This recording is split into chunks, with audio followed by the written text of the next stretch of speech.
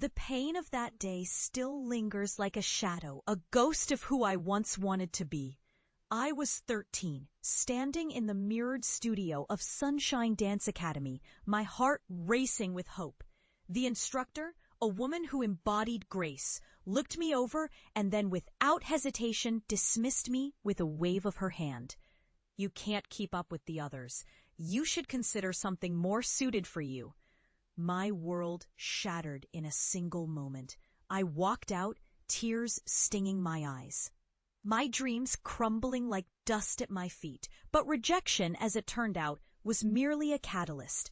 I made a choice that day to leave that studio behind. I'd prove them wrong. I immersed myself in dance, practicing in the shadows of my bedroom, where no one could see my imperfect movements. I watched videos, learned choreographies, and let every leap and spin strengthen the fire inside me. The world mocked my disability, but I refused to let it extinguish my spirit. Years passed, and I found myself performing at local events, dancing through my struggles, each performance a stepping stone. I painstakingly developed my own style, one that embraced my limitations as a part of my strength. The internet took notice. Videos of me dancing went viral, resonating with those who felt unseen. Suddenly, I was no longer the girl who had been rejected. I was a symbol of defiance, of transformation. And then came the day I never imagined.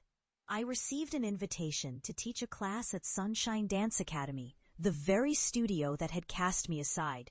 My heart raced with a mixture of fear and exhilaration. There I stood again, the same mirrored walls reflecting a very different version of myself. I could hear echoes of my past, the laughter, the dismissive tone of the instructor. But I refused to let those memories haunt me any longer. As the students filled the room, I took a deep breath, the air thick with anticipation. I began to teach, my heart pouring out each movement, each lesson infused with the resilience I had built over the years.